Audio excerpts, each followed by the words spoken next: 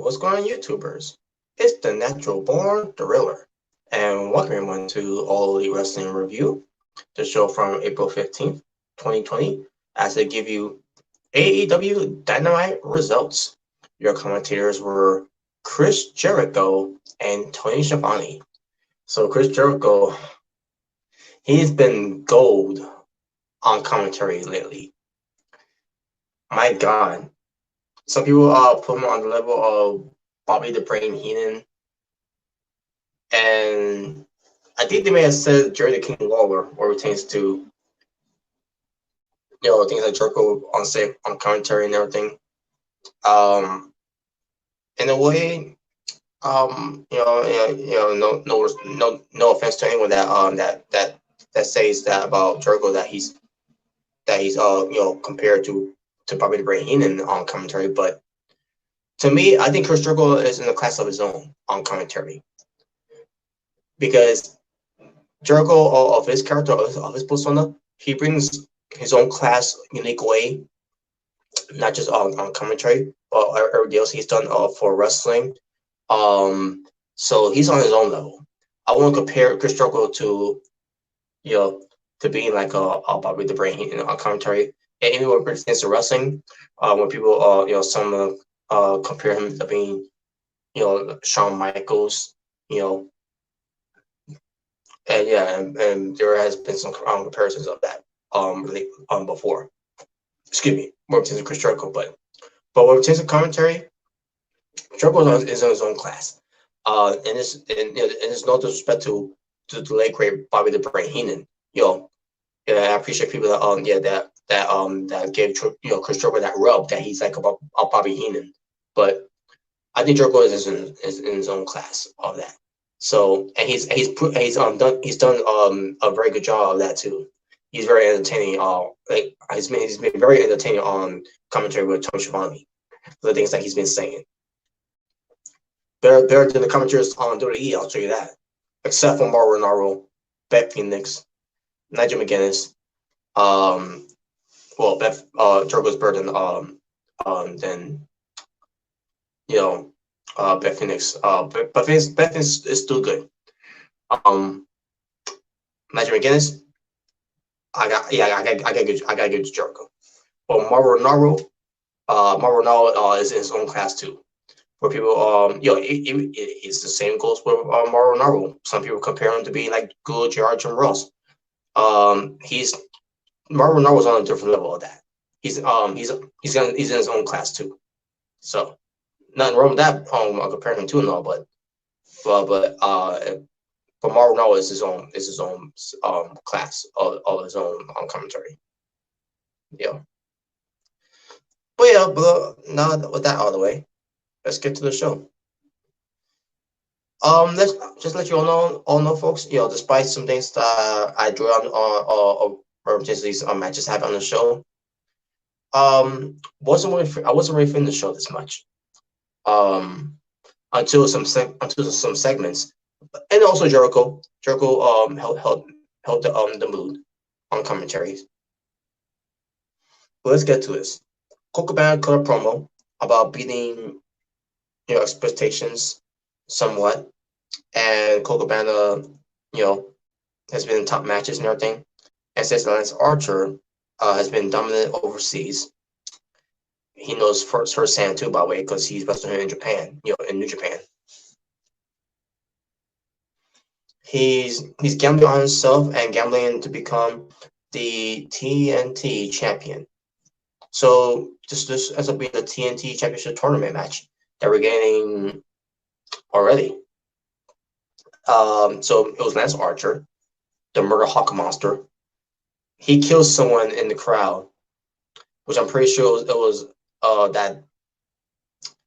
Well, what was his name? He has a person later on. I was pretty sure that was him. Should D. I think that's what it was. I'll get to it later though. So ironically, he gets taken out by Lance Archer. Because when Lance Archer's in the room, you cross his path, everybody dies. Just saying. So he ends up dying. Not just him, but also his opponent, which is Colt Cabana. Lance Archer, he did sell some offense of Colt Cabana. Colt Cabana is no slouch, despite how I feel about him. There's a whole kissing dicks and everything.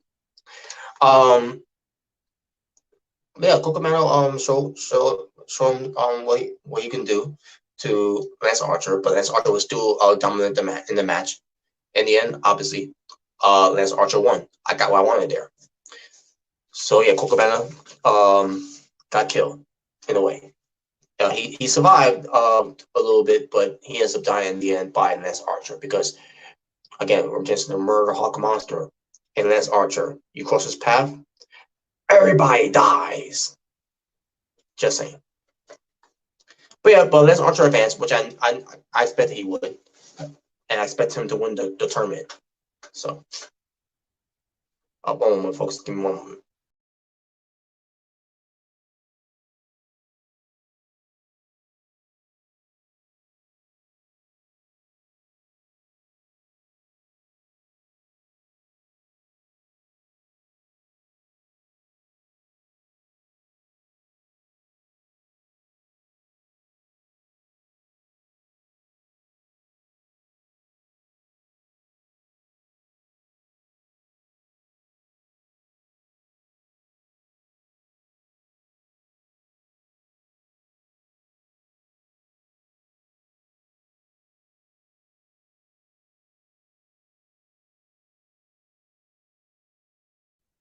Sorry about that, folks.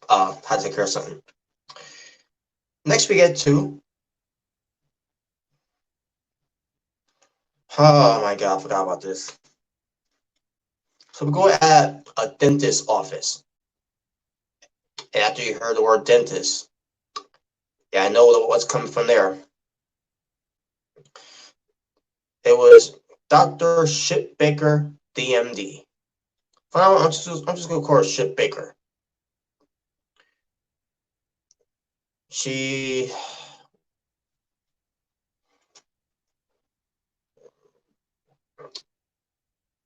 talks about rules of being a role model, and one of the rules was, always fight fair, because the whole thing with her against Hikaru Shida, where she got all bladed up and everything, because Hikaru Shida was playing dirty tactics and everything, and I'm like, no, that's not what happened.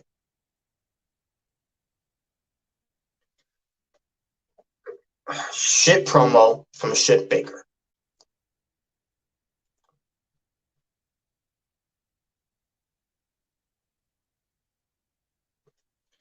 We get to a video where Ariel Helwana and Taz has picked Jon Moxley to win against Jake Hager. In this match that they hyped up all night of Jon Moxley versus Jake Hager for the AEW World Championship in an empty arena, no holds barred, which we'll get to later. Ariel Helwana chose Jake Hager, and Taz chose Jon Moxley. Let me correct myself there. Excuse me. Then we get to Dr. Shit Baker DMD versus Cassandra Golden. So here's how the match ended up happening. Shit Baker with a super kick, and she taunts. She chokes Cassandra on the rope, purses her teeth on the rope, stomps on her, pins her 1, 2, 3.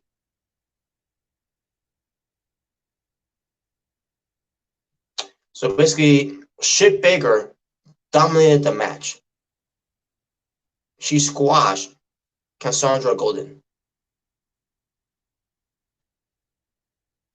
And one of the most worst finisher moves I've ever seen in professional wrestling.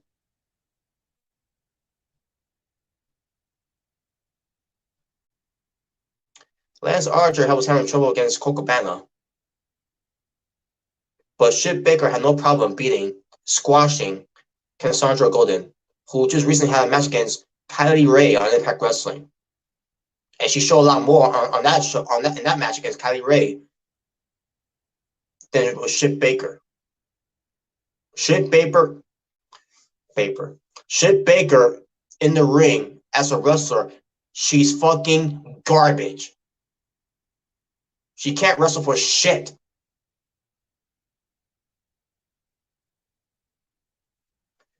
This was a fucking joke. And I fucking hate that she always got to pan to the camera and everything. You know, like, what the fuck is this? It looks so fucking stupid.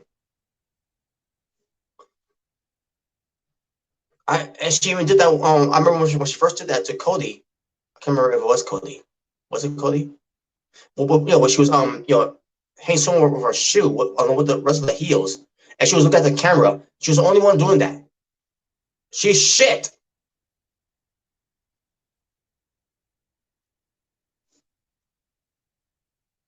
In this case, she might as well just work for WWE.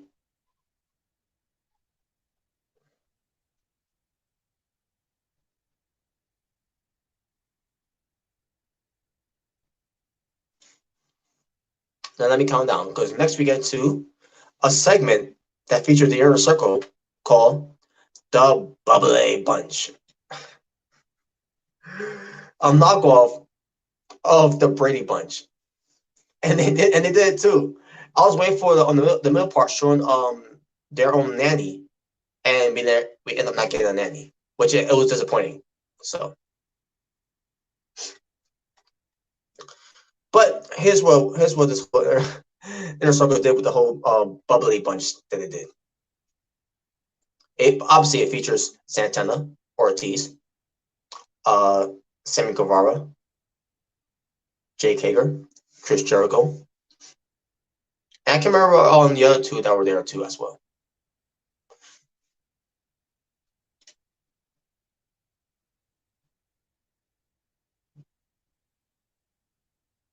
I remember that showed two other people. It may not have been people. Doesn't even say here either, unfortunately. But anyways, but Santana, Ortiz, and Sammy, they all rip on the Young Bucks, in their own ways. Jake Hager, all of a sudden, he starts talking about how he's going to destroy, Kenny Omega. Why he's got his two kids there, and he told his kids, earmuffs, and then he said to he's going to beat the shit out of John Moxley at, in their nose bar match, which, more hype, basically, more hype of Jake Hager versus John Moxley, for the main event match, which we'll get to later. Even though it was only for a little bit, a little bit of the bubble, a little bit of the hype. Jericho starts talking now. He makes fun of Hangman Adam Page about not being around, and says that the Inner Circle will be enjoying a little bit of the bubble, soon enough. And then Jericho says, to go talk. Jericho wants to talk to his assistant, I think on the phone, and he yells at them and says, "Find me more toilet papers." Even Chris Jericho is frustrated that he can't buy toilet papers, because a lot of people are buying a lot of toilet papers for a reason, because this whole coronavirus going on. The CV player. Anyways, let's get to I thought that was a good segment. That was a good segment though. They need to do more of that. The Bubbly Bunch. I love it. Sugar D, which Chris Jericho at one point called Sugar D, Sugar Knight.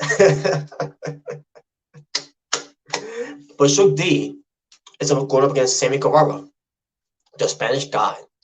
Sammy Guevara wins. Sugar D shows some a little offense in the match, but it was also to showcase Sammy Guevara, because Sammy Guevara is going to be going against Darby Allin in the tournament. So there you go. And of course, Sammy Guevara is going to win against a jobber. But after the match, Sammy Guevara gets on a microphone and says, light work,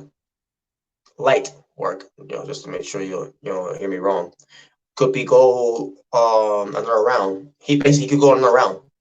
He broke a sweat in a way. Says that how about we just spoil the first round? He said that Darby. He said he's going to beat Darby Allin, and he's going to become the TNT champion. In the tournament, obviously. Kip Sabian with Penelope Ford versus Chuck Taylor being accompanied by Orange Cassidy. Kip Sabian and Chuck Taylor match itself was solid. We had some involvement of K4, and she tried to flirt with, basically in the way to distract Chuck Taylor. Orange Cassidy was doing the same thing to Kip Sabian, like how Penelope Ford was doing to Chuck Taylor, and I was like, I don't know how I feel about that. And all of a sudden, Jimmy Havoc, he attacks, Orange Cassidy, because also our commentary from Chris Jericho is that, Jimmy Havoc and Kip Sabian are roommates, whatever. So I guess they're a team now in AEW. I don't know. But that distraction allowed Penelope Ford, to go after Chuck Taylor with the Hurricanrana off the top rope to Chuck Taylor, obviously. Kip Sabian, all of a sudden he gets the win on Chuck Taylor, and there you go. And it was announced that Orange Cassidy was going to be this coming week. By the time of this recording, it'll be hours before we get to the AEW Dynamite for that match. Orange Cassidy versus Jimmy Havoc. So yeah, Orange Cassidy will be making his in-ring debut on AEW Dynamite, and I cannot wait.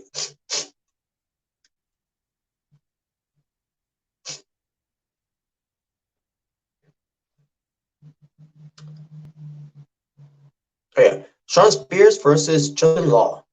Who's Justin Law? I have no idea. Shawn Spears wins.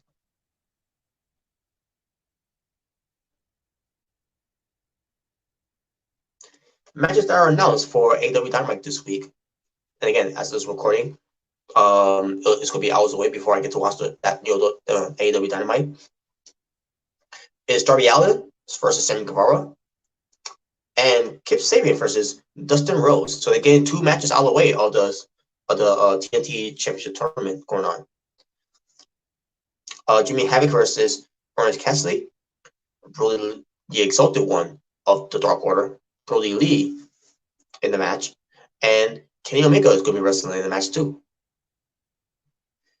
And I'm saying, so what about Matt Hardy? Where's the Matt Hardy compound thing? The Hardy compound. I thought I was going to get the Elite deletion, and it's been 2 weeks now. I don't know if they postponed it on Twitter or anything.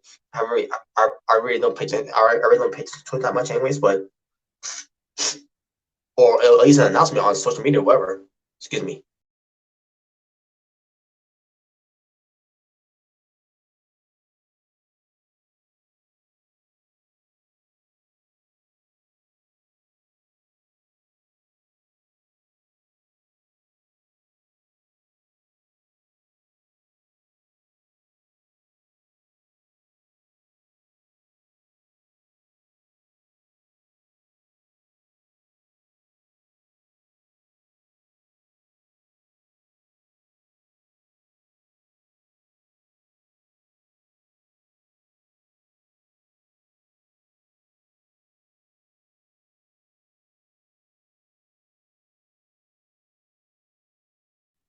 Sorry about that, folks. Now, but yeah, well, we gotta wait and find out. Now, I don't know if it's gonna happen, this week, right? The Hardy's compound with Broken Matt Hardy with the whole Elite deletion, whatever. I don't know. Maybe they said to postpone it. I don't know.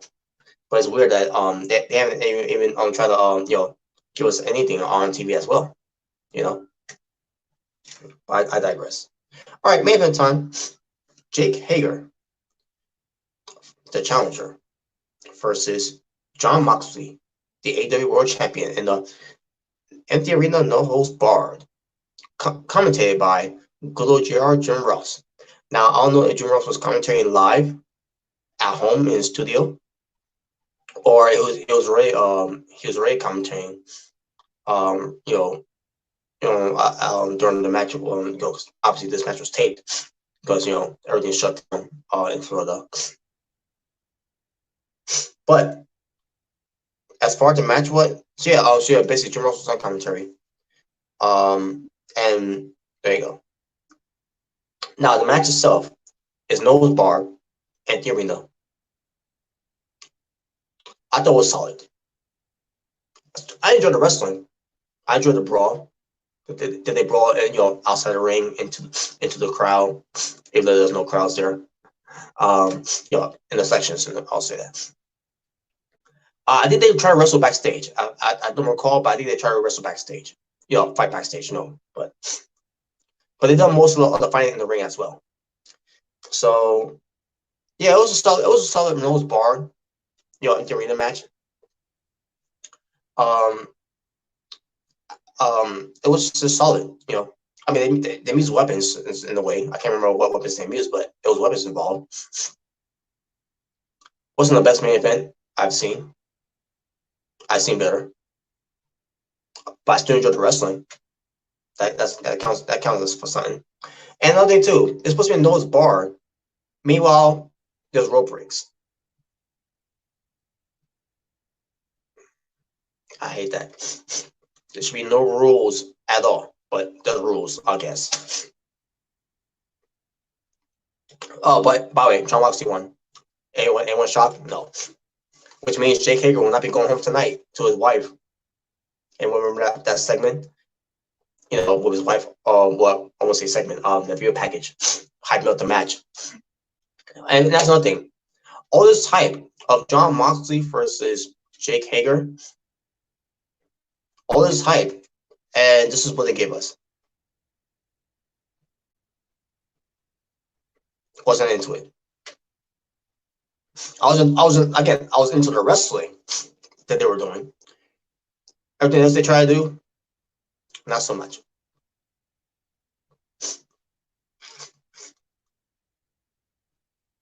I wasn't saying it was bad. I just thought it was just solid. A solid nose bar match, And I got nothing to say about that. So there you go. But John Moxley wins, and I was not expecting him to lose anyways.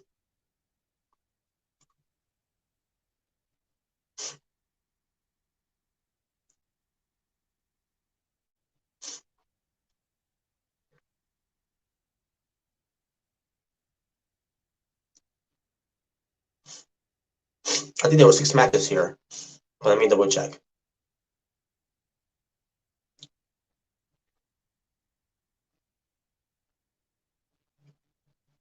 Yeah, 6 matches. My overall strength for the show, I'm gonna go with a 5 out of 10. Solid show. So there you go. Wasn't really much on the show here, so okay, I'll give it a 5.5 out of 10. There, 5.5 out of 10. But with that being said, thank you for watching. For It's the Natural Born Thriller, saying peace on the streets. But this was your All Elite Wrestling Review, the show from April 15th, 2020, where it pertains to AEW Dynamite. Until next time, folks, you'll stay well, stay safe, take care of yourselves for this whole pandemic of the CV player. I'm out. Ta-ta for now.